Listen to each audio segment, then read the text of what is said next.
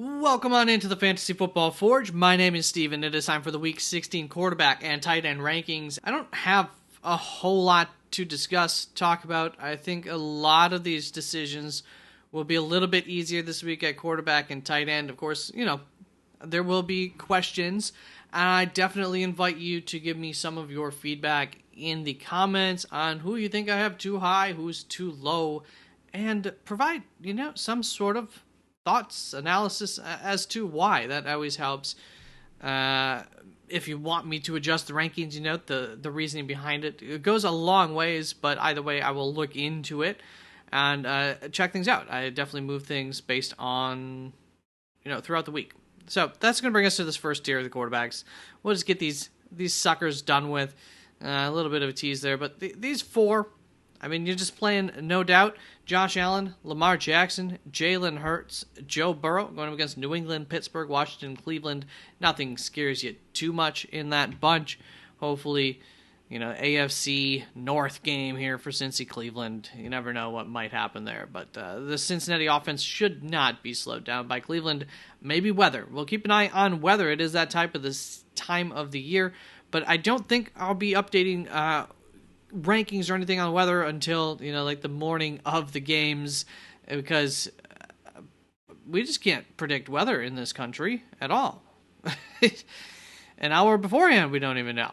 All right, that's gonna bring us on to the second tier of rankings, which goes from my quarterback 5 all the way to 11. I'm going to leave you hanging for just a moment. You could always, of course, read it on the screen as I let you know how I did last week with my fades and my loves.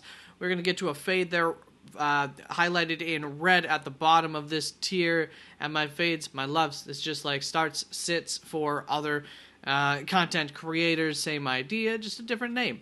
And so for my love last week, I picked Tua Tagovailoa, and he had a no good, down bad, horrendous day. That did not work out. And for my fade, I picked Jordan Love. I had him ranked 9th at that time that I faded him.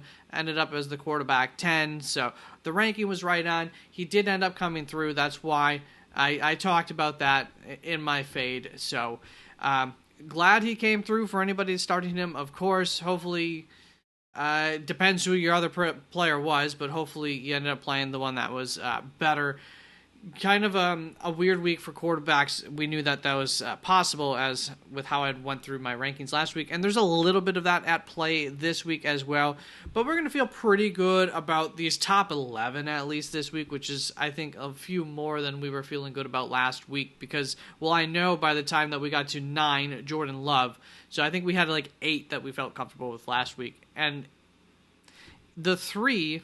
So we had a top 5, then we had the Tua tier, and that tier stunk. That was Tua, Purdy, and somebody else. And we did know that tier, we were living on a little bit of a prayer with them, based on their performance throughout the season. So once again, I think we're feeling just a little bit better, a little bit deeper of confidence level going into the quarterbacks this week. Sam Darnold is my quarterback 5 going up against Seattle. Baker Mayfield going up against Dallas, quarterback 6. These guys have been playing well across the entirety of the season, and they're not in devastatingly bad matchups, so hopefully, worst case scenario, they can still put up some decent numbers for us. Jared Goff going up against Chicago, it is a bit of a tougher matchup. I do expect their run game to still be able to continue to push that ball down the field regardless, and being plenty of opportunities for Jared Goff to throw the ball into the end zone, maybe a couple of Sam Laporta touchdowns this week. I don't know, I'm just calling that one. We're on the tight ends video as well, so just saying, I got some good vibes on Sam Laporta with, I think in part with the injury to David Montgomery helping that out. So I just covered something that I'd talk about in the tight ends video. Kyler Murray going up against Carolina there, that feels good. Brock Purdy going up against Miami. Like the upside yet again there, but at least the weather should be fine, I think. Then we have Jaden Daniels going up against Philadelphia, my quarterback 11. If you remember week 11 of 2024 season, Washington against Philadelphia. Yeah, that's just a few weeks ago. Here are some of the stats that came out of that with Jaden Daniels, who I faded going into that game. Lowest passing yards since his first NFL game. That is 191 passing yards. That was week 1 of this season in games that he started and finished. There's a game he got injured very quickly and obviously didn't have. That was his lowest passing total. But this was his second lowest in games that he started and finished of his entire career. And it's also his second lowest rushing total, 18, in his entire career since the week before when he had played Pittsburgh. That was his lowest rushing total, was against Pittsburgh. I think like 5 rushing yards that week. Since then, he's lost both Austin Ekeler and Zach Ertz. They're not coming back for this game. That doesn't help. As I stated going into that game, even if Cliff Kingsbury were a creative play caller, it would not matter whether they try to move and line Terry McLaurin up at wherever they try to. Did I say wherever they try to move and line Terry McLaurin up at throughout the game, Philadelphia is going to have answers for it, and they can dedicate extra resources to make sure that they have answers for it always and forever, because Washington lacks a counterpunch on their roster. They do not have a Jordan Addison to their Justin Jefferson. They just don't have that weapon. And now they're even short their next 2 best weapons with Austin Ekeler, Zach Ertz, through the air, of course. They do still have that Brian Robinson weapon, at least. And if you saw my running back rankings, which came out last night, I am a little bit hopeful for him to potentially have a big day, just because I think that the team needs to try to rely on him. That's going to bring us on to this next tier, sorry about that, of quarterbacks, and that will be my quarterbacks 12 through 16. Patrick Mahomes, Drake May, Aaron Rodgers, Bo Nix, Tua Tagovailoa. We've got my love of the week in Drake May here going up against Buffalo. We've seen Buffalo's defense get had in recent weeks, of course, versus some very good offenses. I do not expect that to be the case to the same degree for this New England offense against this Buffalo defense.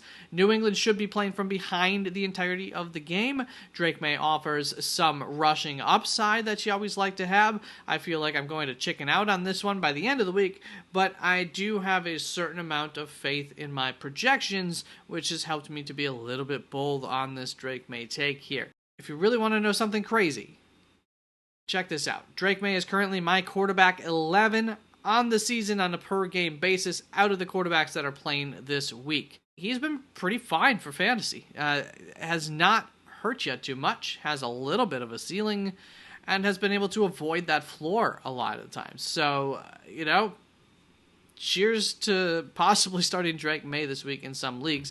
I've got a league with Jaden Daniels, and I believe I picked up Drake May.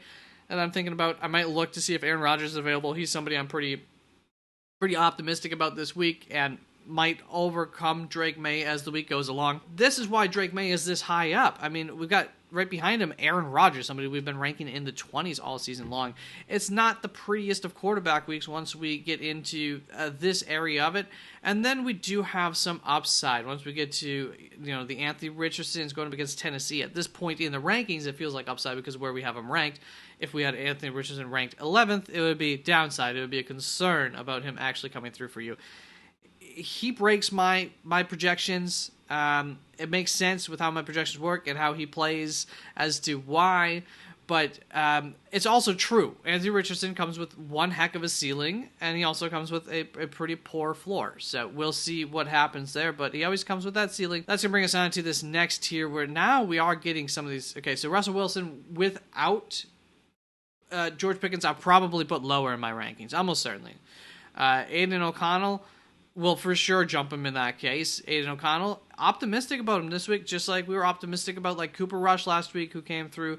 Once again, he's in a matchup where he could come through against Tampa Bay. Michael Penix, don't really know what to expect. I mean, I think that they're going to run the ball a lot. So I'm just not overly optimistic about the upside to his performance this week. But who knows? And then you got Geno Smith right behind that, a little banged up himself, going up against Minnesota. I'm just not overly optimistic about that, but he could still come through. Wide receivers do good against Minnesota, but I would anticipate Geno should throw a couple picks. I was surprised he didn't against Green Bay, though, so who knows? Maybe not. Did he against Green Bay? I don't think so. Wasn't Green Bay fumble recovery or something? I don't recall. Been too long. That's going to bring us on to this next little tier. Bryce Young, Mac Jones, Mason Rudolph, Arizona, Las Vegas, Indianapolis. It's just like, for these guys that show some slight signs of promise, these aren't the worst matchups in the world that they could do okay in, and it wouldn't be a shock. And then we get to the guys who we would be surprised. If Spencer Rattler has a big day against Green Bay, that would be surprising. If Dorian Thompson-Robinson has a big day against Cincinnati, that would be surprising to me. I don't trust him as a quarterback. Surprises happen each and every week, so once again, there might be a couple of guys coming from down here that are going to do better than guys who we've got up in this tier, where we've got some question marks as well. So, yeah, that's just kind of how it works at quarterback. Let's get on to the tight end rankings. I think I forgot to say this for the running backs video and earlier on in this video. Hey, you know what? Down in the description, there are links to all of the rankings for every position. At the end of the video, there should be a link to one of the running back or the wide receiver video as well. Check that out. And at the end of that video, there will be a link to the other video. So you can watch all of my rankings videos, or you can just go up onto the website and get the rankings there. Now, I've just totally spoiled some of these rankings if you were peeking ahead. Naughty you. You just ruined it for yourself. So let's just get on to this first tier. Is Trey McBride, Brock Bowers, George Kittle, Jonnu Smith.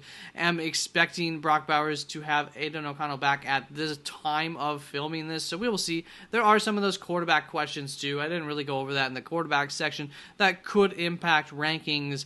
But yeah, George Kittle then against Miami, Jonnu Smith against San Francisco with how he's been playing. These guys, you're starting for sure.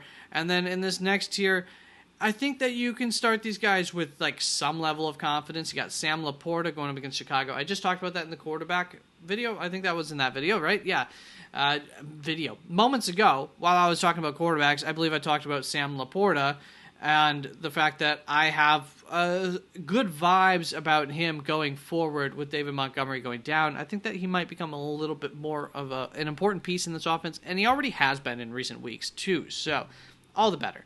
And then we've got Travis Kelce and Hunter Henry wrapping this tier up. Travis Kelce going up against Houston. I think that offers some upside, despite the fact that Kansas City, Houston aren't necessarily powerhouse offenses.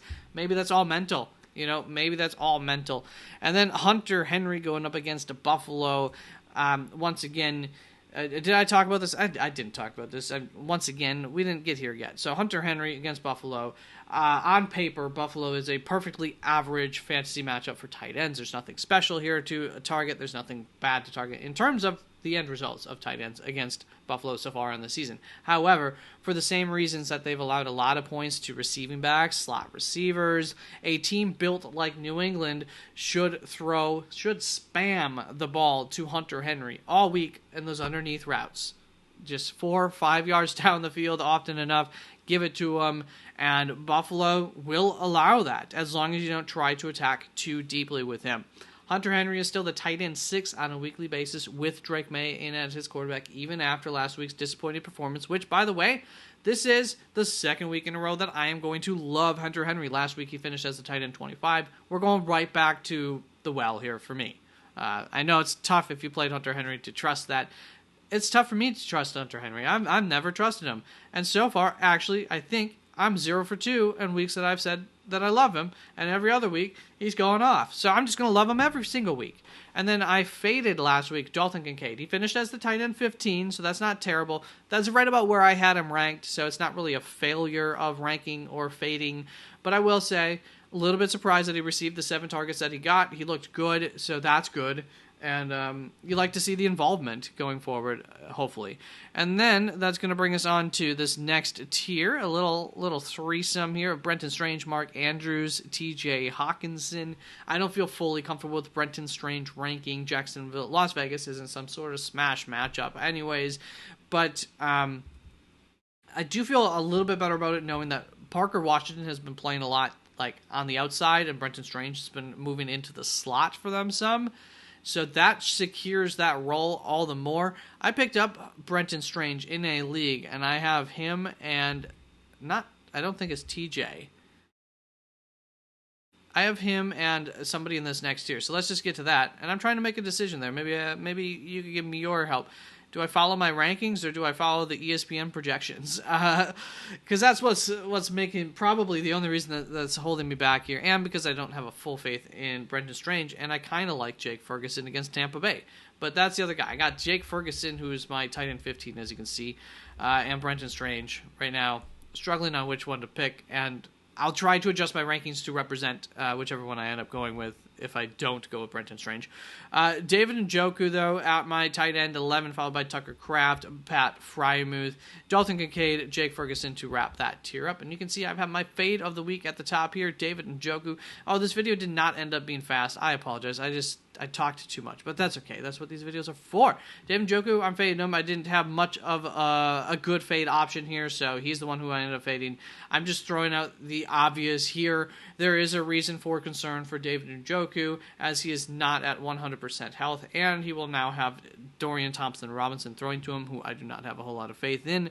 Tucker Kraft, you're hoping for the big game. Pat Freiermuth's been on a bit of a heater. I still don't fully trust it, but you can see it's there in the projections. Dalton Kincaid, Jake Ferguson. It hasn't always been the best for them this season. I know. I drafted each of them in different leagues, but also, the underlying numbers haven't been terrible. It's just really, if they would have had some touchdowns, we would think better of them.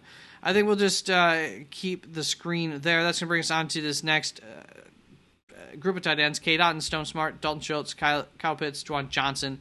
One of these days, once everybody's sitting Cade Otton, he will have another big day. Could be against Dallas this week. Stone Smart going against Denver. You liked the usage that you saw last week. Dalton Schultz going up against Kansas City. It's a good tight end matchup on the season. And you know what? It's tough to trust Pitts right now, and Pitts has a new quarterback coming in who that might or might not help him. Who knows, Penix? But in a game against the New York Giants, when I expect them to run a lot, I'm not overly excited. I went with Dalton Schultz just because it's a better matchup. And less question mark, I suppose, but that, once again, I don't know. Maybe the question mark for Kyle Pitts is actually a good thing. And then Juwan Johnson going up against Green Bay. Hey, just out of nowhere, Green Bay decided to start their rookie. Well, not out of nowhere. Their rookie linebacker gets an opportunity in Edgerrin Cooper and absolutely smashes it, and might help to solve the biggest problem of this Green Bay Packers defense, which would not help Juwan Johnson. He really looked good in everything last week, so we'll see if he can continue that. And then we got Cole Kmet, Mike Gesicki, Noah Gray, Grant Calcaterra, Ben Sinnott in this next tier. Ben Sinnott gonna, I assume, get an opportunity there in Washington. If only it was a better opportunity. Philadelphia, not liking that. They've got hella good linebackers that we do not trust him against. Isaiah Likely, Chig Okonkwo, Noah Fant, Jatavian Sanders, Foster Moreau, Jordan Atkins to close out this these tight end rankings. And just in case Zachers is able to come back, I do have him projected and ready to be ranked. There you go. That's it for the quarterbacks to tight ends. Thank you very much. I will be available tonight for any of your start-sit questions, as well as Saturday morning, Saturday evening, I believe, Friday evening, maybe Sunday morning, and then next week as much as possible as well, Christmas week. So I'll be around live more so than doing videos. Thank you very, very much. Have a great rest of your day. I will see some of you tonight.